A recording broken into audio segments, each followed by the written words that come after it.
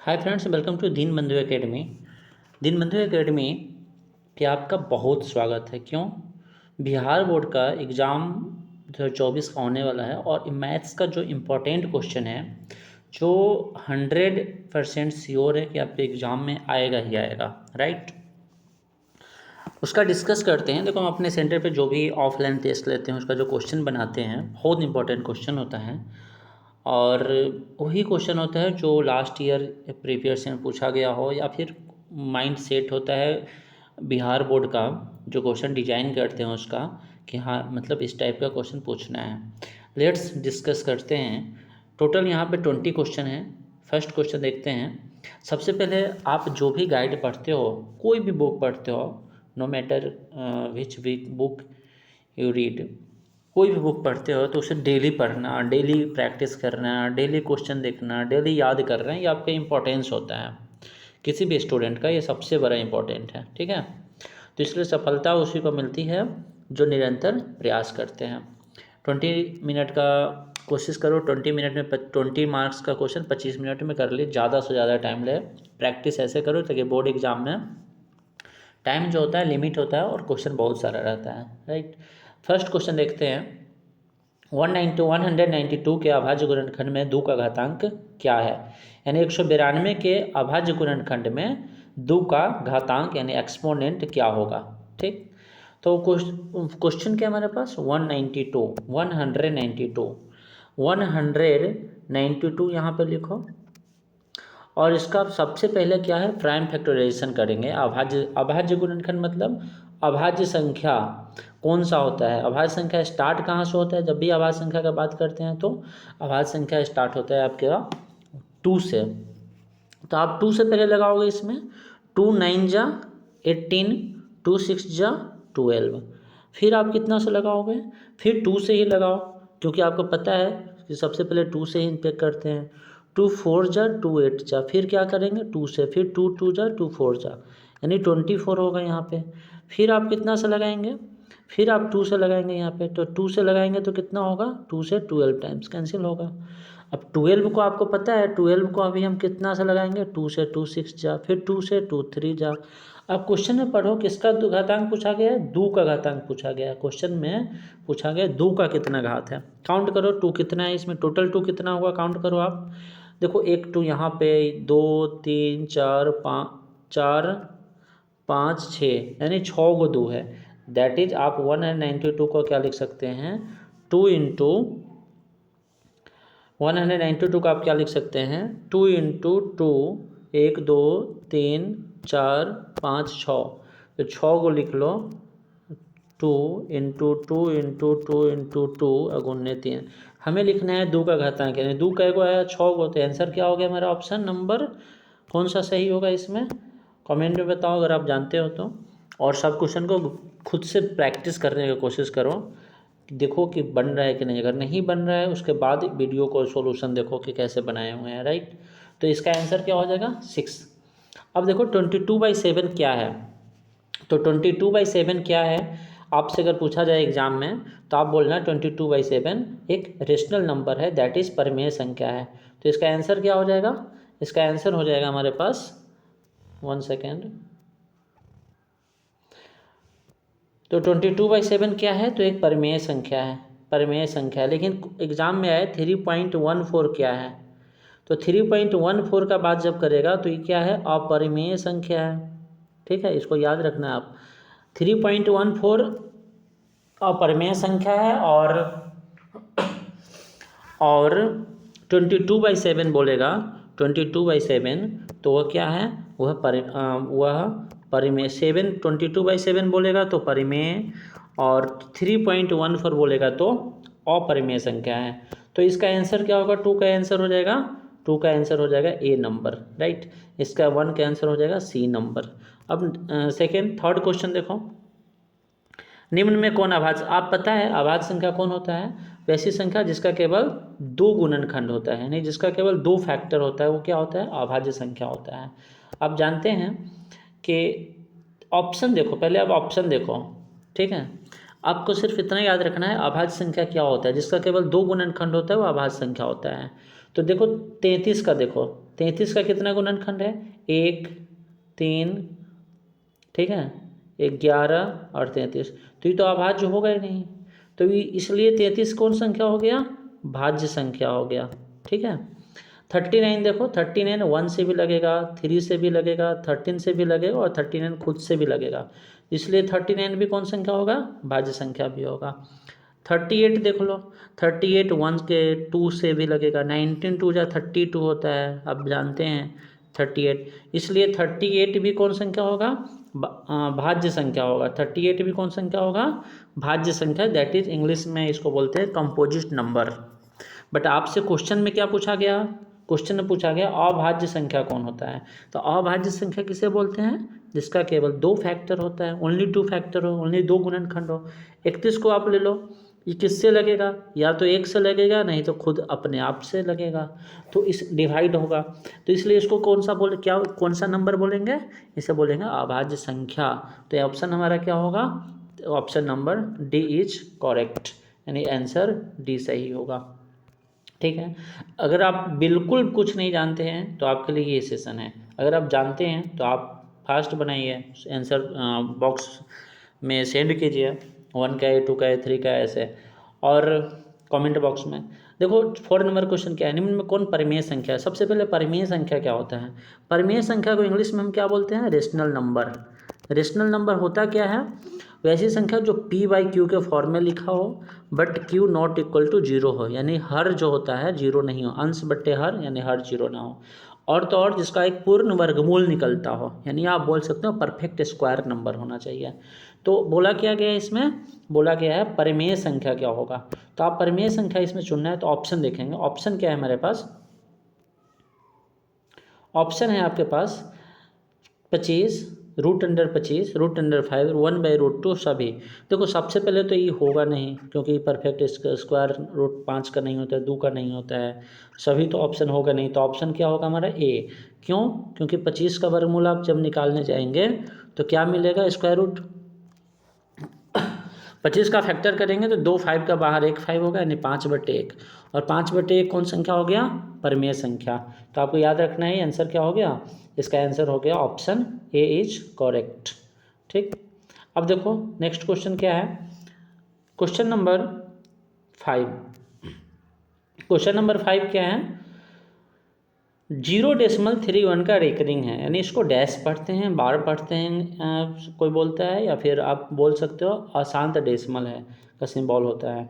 तो कभी भी जब आप देखो 31 के पावर में ऐसे डैश है तो आप सीधा इसको लिख दो 0 डेसिमल है, तो 31/99, यानी इसका डिनोमिनेटर क्या हो जाएगा? 2 9। ये ट्रिक है, ऐसे आपको बताया जाएगा। जब आप इसको सॉल्व करोगे तो आप 9th में पढ़ना है, x = इतना मानते हैं, फिर दोनों से मल्टीप्लाई करते हैं 100 से, तो आंसर आ जाता है। तो इसका आंसर आपको याद रखना है 31/99 आंसर हो जाएगा। तो 5 का आंसर क्या हो गया? 39/19, 31/9। आप कमेंट में बताना अगर आपको पता करना हो कि कैसे होता है, ठीक है, तो इस पर एक सेपरेट वीडियो बनाएंगे और आपको बताएंगे सेम यही क्वेश्चन को लेकर के। नेक्स्ट देखो, किसका दशमलव प्रसार शांत है? शांत कैसे चेक करते हैं?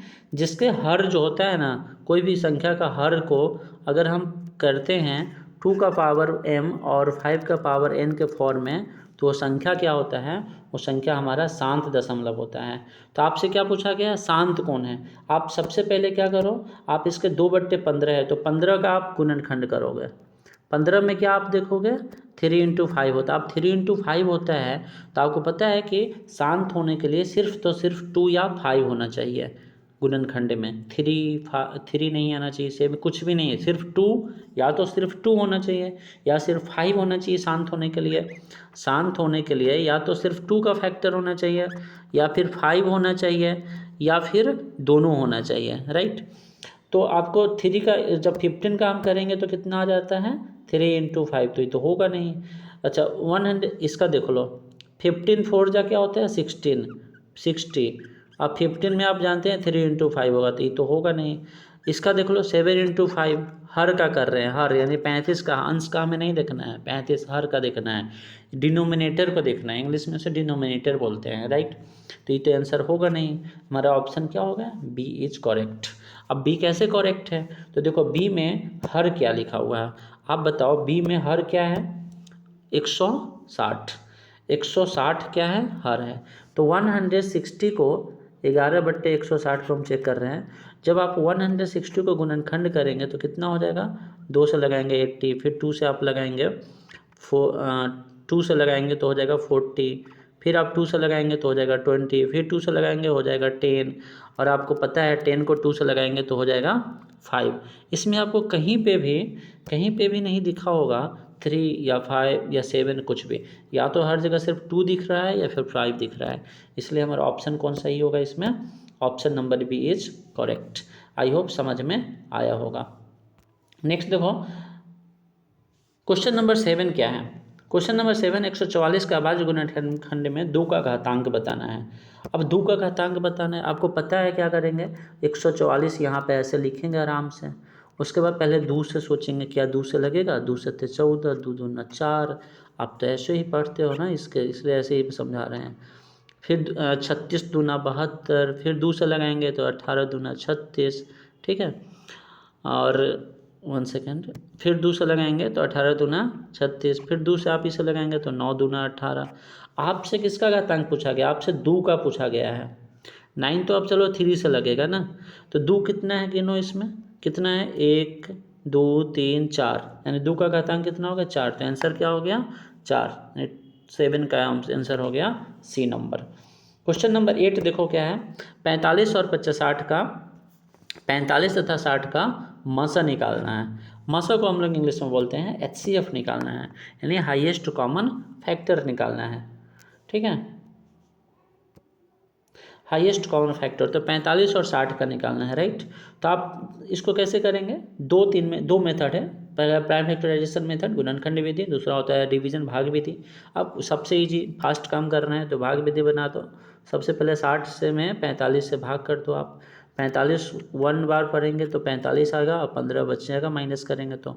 फिर यहाँ पे आप लिख दो 45, 15 3 जा कितना होता है 45, माइनस करेंगे तो कितना हो गया 0, ये हमारा क्या हो गया HCF।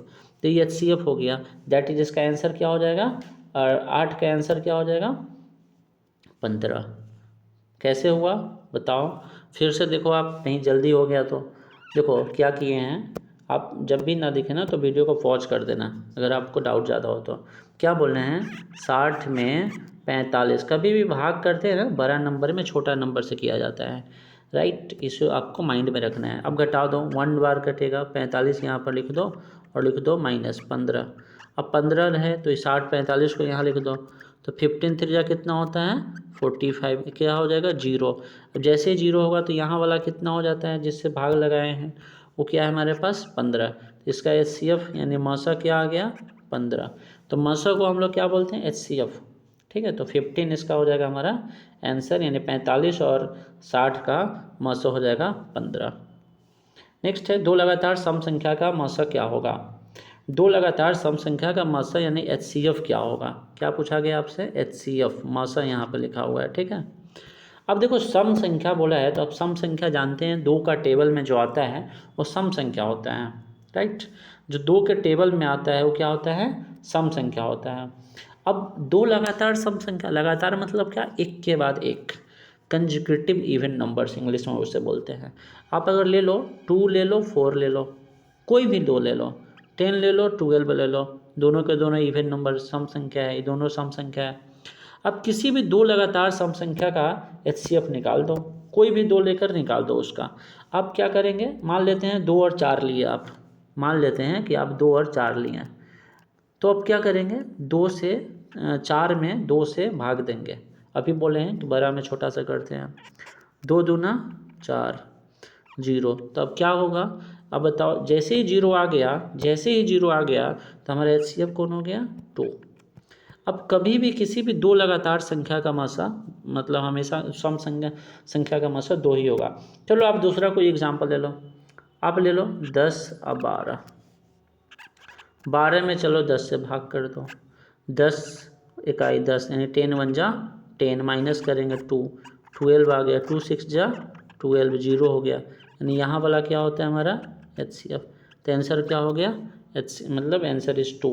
दो लगातार सम संख्या का मासा कितना हो गया 2, आपको याद रखना है। क्वेश्चन नंबर 10 देख लो।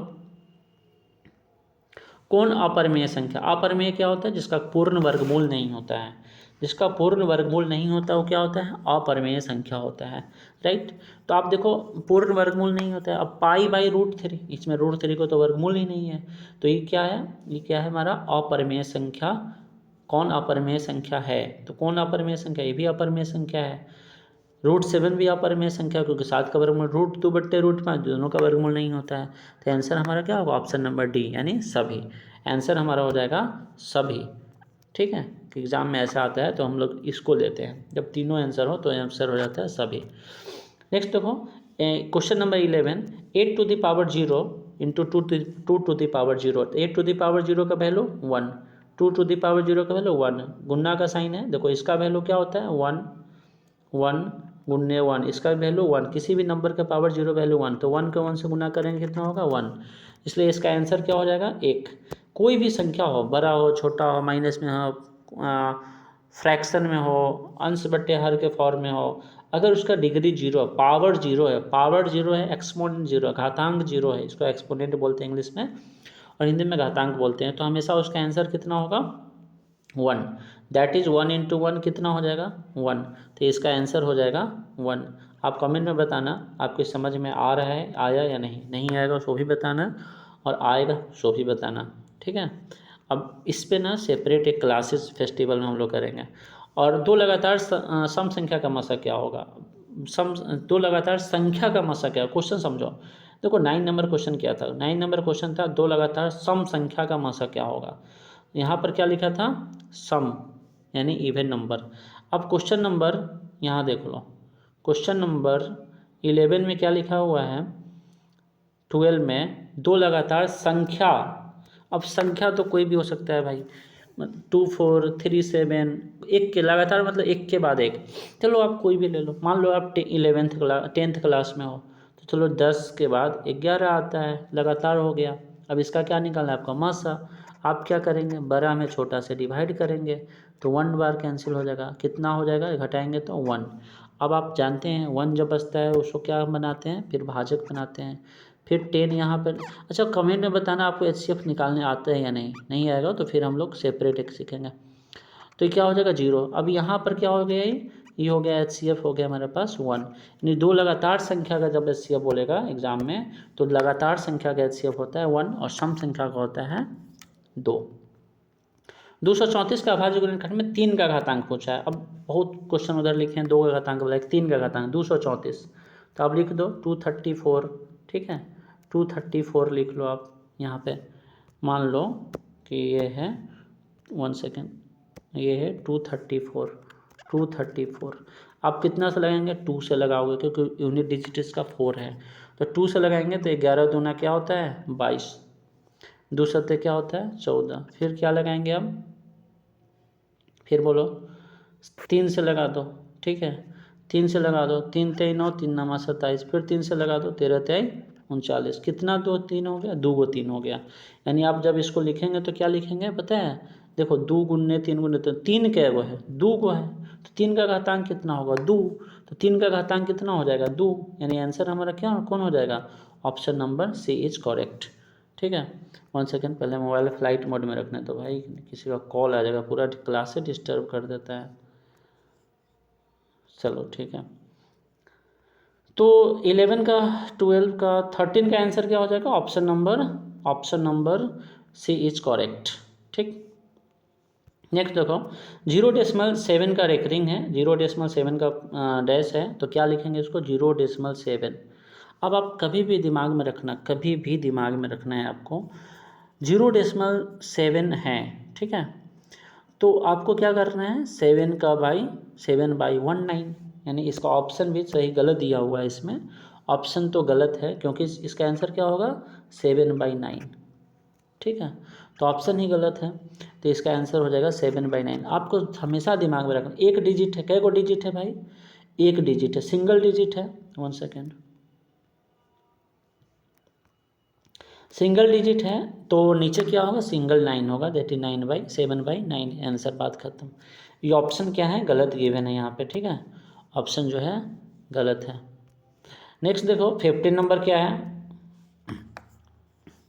पूछा हुआ क्वेश्चन है सब 2024 में आते, 24 में जो भी आएगा वही हम दे रहे हैं यहाँ पर डिस्कस करने, 20-22 पूछा हुआ क्वेश्चन एग्जाम में है। अब देखो कोई x square minus 5x plus 4 का x का मान क्या होगा, पहले आप इसको सॉल्व करो, सही से समझना। यहाँ पे x square minus 5x plus 4 लिख लिया क्वेश्चन। अब आप क्या करेंगे, फर्स्ट इंटू लास्ट।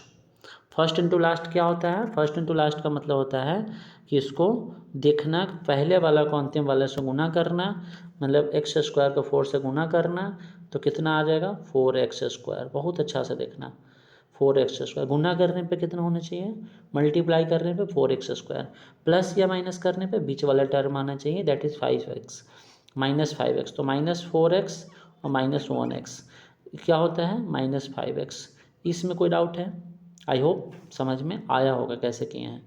अब पहले वालों को ऐसे ही उतार दो आप x², लास्ट वाले को भी आप ऐसे ही उतार दो, बीच वाले को आप क्या करना है, आपको लिख दो -4x और -1x। को कमेंट में बताओ यहाँ तो कोई डाउट है। दूसरा आप देखो, अब क्या करेंगे, दो का जोड़ा बनाएंगे, पेयर। जैसे जूता चप्पल आप खरीदने जाते हैं तो कहते हैं आप जो हमेशा कभी भी खरीदते हैं तो पेयर में खरीदते हैं, यानी एक जोड़ी खरीदते हैं, ठीक है। अब उसी तरह यहाँ पर जब भी 4 टर्म मिले ना तो आपको 2 टर्म बनाना है, ठीक है, 2 टर्म बना लेना है। 2 टर्म जब भी आप बनाओगे तो वहाँ पर आपको मिलेगा, देखो सही से समझना, 2 टर्म जब भी आप बनाओगे तो वहाँ पर कॉमन मिलेगा। दोनों में क्या दिख रहा है, x दिख रहा है, x 2 x है, 1 x अंदर आ जाएगा 4। अब यहाँ दोनों में कुछ भी कॉमन नहीं है तो क्या कॉमन है, एक तो कॉमन हो ही सकता है ना। अच्छा यहाँ पे -1 भी तो आएगा, जस्ट सेकेंड, यहाँ पे क्या कॉमन होगा 1, लेकिन आप ध्यान से समझना इसे, यहाँ पे -1 तो कॉमन होगा ही, -1 तो बचेगा क्या x। अब यहाँ पे प्लस का साइन था, माइनस बाहर लिए तो अंदर क्या बचेगा, प्लस बचेगा। यहाँ पे क्या बचेगा, प्लस का साइन था, माइनस बाहर लिए तो यहाँ पर माइनस आ जाएगा और 4 हो गया, कितना हो गया x-4। अब यहाँ पे बचेगा x-1, ये देखो x-4 यहाँ भी, x-4 यहाँ भी, हम यहाँ लिख दिया, x को यहाँ पर लिख लिया और 1 को यहाँ पर लिख लिया, दैट इज क्या हो गया, दैट इज हमारे पास हो गया x-4 x-1। कभी भी वैल्यू जब निकालना होता है इसको किसके इक्वल करते हैं, 0 के बराबर करते हैं। तो आंसर कितना हो जाएगा, x-4 इज इक्वल टू 0, तो x इज इक्वल टू कितना होगा 4, क्यों, क्योंकि तो -4 उधर जाएगा तो +4। फिर एक क्या है x-1, अब x इज इक्वल टू +4, देखो x-4 इज इक्वल टू 0 तो x इज इक्वल टू +4। अब एक था x-1 इज इक्वल टू 0 तो x इज इक्वल टू +1। अब देखो 4 और 1 क्या है, 4 और 1 क्या है, एक पूर्णांक है। पूर्णांक किसको बोलते हैं, पूर्णांक उसे बोलते हैं जो कोई नंबर लाइन पे होता है, ठीक से समझना, बहुत ही अच्छा से बात बता रहे हैं। पूर्णांक उसे बोलते हैं, इंग्लिश में बोलते हैं इंटीजर्स, जो एक नंबर लाइन पे होता है, ठीक है, 1 2 3 -1 -2 -3 आगे 4 5 6 7 बहुत सारे, इधर में नेगेटिव जाते रहता है। दीज आर क्या है, दीज आर इंटीजर्स। तो हमें बोला गया है कि x² -5x + 4 में x का मान क्या है। अब x का मान क्या निकाले थे हम लोग, 4 और 1, तो 4 और 1 क्या है, पूर्णांक है। भिन्न कौन होता है, जो अंश बटे हर में होता है, अपर में जिसका वर्गमूल नहीं हो, सभी तो होगा नहीं, तो आंसर क्या होगा पूर्णांक। अब ऐसे समझो 18 और 28 का मसा क्या होगा, मसा मतलब HCF। ये बताएं, कभी भी डिवाइड करते हैं तो बड़ा नंबर में छोटा नंबर से डिवाइड करते हैं, तो बड़ा नंबर कितना है 28, छोटा नंबर क्या है 18, डिवाइड कर दो। अब क्या करोगे 28 में 18 से 28 में 1 सेकेंड 28 में 18 से हम क्या करेंगे, डिवाइड करेंगे तो HCF आ जाएगा। अब सही से देखो कैसे करेंगे, 28 लिखे यहाँ पे, 18 लिख लिया यहाँ पे, 18 लिख लिया यहाँ पे, तो 18 1 जा 18, कितना बच गया 10। अब क्या होगा 18, तो 10 1 जा 10, कितना होगा 10, माइनस करेंगे तो 8 हो गया, ठीक है। अब 8 जब नीचे बच गया तो फिर क्या करेंगे, इसको हम 10 को यहाँ लिखेंगे बीच में, 8 1 जा 8, फिर कितना बचेगा 2। अब 2 बच गया, अब देखो 2 बच गया और यहाँ पर 8, फिर 2 को हम क्या बनाएंगे भाजक, फिर यहाँ पर क्या लिखेंगे 8। तो 2 का टेबल कितना बार पढ़ेंगे तो 8 आएगा 4 बार, तो यहाँ पर हम क्या लिख देंगे 4, यानी हम यहाँ पर क्या लिख लेंगे 4। अब 2 4 2 जा 8 तो कट गया, यानी 2 हमारा क्या हो गया HCF, यानी 28 और 18 और 28 का HCF क्या हो गया 18 और 28 का HCF हो गया हमारा question number, option is 2 is correct. अब देखो डिवाइड मेथड से ईजी भी एक मेथड होता है, मैं उसे बता इसी को 18 और 28 से बताते हैं। देखो अब जब भी 18 है तो आप क्या करो, 18 को हम लोग ऐसे लिख सकते हैं, जस्ट देखना आप इधर, 18 को 18 को हम क्या लिख सकते हैं 2 × 9 लिख सकते हैं 18 को। 28 को आप क्या लिख सकते हो 2 × 14 लिख सकते हैं। ये दोनों में कुछ भी कॉमन नहीं है, तो यानी हमारा HCF क्या हो जाएगा, HCF हो जाएगा 2, यानी HCF हो गया हमारे पास 2। ठीक है, ये समझ में आया। अब देखो 17 नंबर, कौन परिमेय संख्या, परिमेय संख्या कौन होता है जो P/Q का फॉर्म में लिख सकते हैं, जिसका एक पूर्ण वर्गमूल होता है। तो इसका तो होगा नहीं क्योंकि 3 का वर्गमूल नहीं होता है, √10 का वर्गमूल नहीं होता है, √2 का वर्गमूल नहीं होता है, यानी 49 का वर्गमूल क्या होता है 7, और 49 का वर्गमूल होता है 7, और 10 का वर्गमूल क्या होता है पता नहीं। ठीक है, तो इसका आंसर क्या हो जाएगा बताओ कमेंट में। ABCD कोई नहीं है परिमेय संख्या, इसमें परिमेय संख्या क्या होगा, यहाँ पर 100 होना चाहिए। ठीक है, 1 मिनट सही से समझना, यहाँ पर क्या होना चाहिए 100, क्यों, क्योंकि तभी तो 7 बट्टे कितना होगा 10, क्योंकि 100 का वर्गमूल 10 और 49 का वर्गमूल 7, तो इसलिए आंसर क्या हो जाएगा, हमारा आंसर हो जाएगा option number B is correct. देखो option number B is correct. अगर आप ये टेलीग्राम चलाते हैं तो दिनबंधु एकेडमी के टेलीग्राम में जाकर सर्च करना, दिनबंधु एकेडमी आ जाएगा, और चैनल को ज्वाइन कर लेना। आप कोई भी डाउट हो, किसी भी तरह का डाउट हो, आप कमेंट लिखना उसमें, और मैं आप तुरंत आपको, या दिनबंधु एकेडमी आप कमेंट सेक्शन में भी जाकर लिख दोगे, सॉल्व आउट हो जाएगा। अब देखो 9 to the power 0 × 8 to the power 0, आप इसे जल्दीबाजी में ऐसे नहीं समझना 9 8 72 आंसर हुआ गलत, सब के सब गलत हो जाएगा, ऐसा हो नहीं होता है। 1 × 1 किसी भी नंबर का पावर 0 होता है तो कितना होता है 1, 1 × 1 1 होता है, ऑप्शन क्या हो जाएगा ए इज करेक्ट। नेक्स्ट देखो 3 to the power 0 × 3 to the power 3 to the power 0 × 2 to the power 0 5 to the 1 × 1 × 1, यानी 1 × 1 × 1 1, तो ऑप्शन ए इज करेक्ट। सम संख्या कौन है, सम संख्या कौन होता है जो 2 का टेबल में आता है, राइट। अब बताओ इसमें 2 का टेबल में 3 तो होगा नहीं, 5 तो होगा नहीं, 0 तो होगा नहीं, तो ऑप्शन कौन हो जाएगा हमारा सही, ऑप्शन बी इज करेक्ट। तो इसलिए आपको पूरा याद रखना, 20 क्वेश्चन का सीरीज है, अच्छा से आप उसको कंप्लीट करना। और आपको मैं बोल रखा हूँ 500 नंबर 500 ऑब्जेक्टिव क्वेश्चन करवाएंगे तो करवाएंगे, अब कैसे करवाएंगे मुझे भी नहीं पता, लेकिन हाँ करवाएंगे, बहुत अच्छा से करवाएंगे। और आप ज़रूर चैनल को सब्सक्राइब कर लेना, आपके लिए आप नहीं किए हो तो, और बाकी को ज़रूर बताना। So thank you everyone, take care.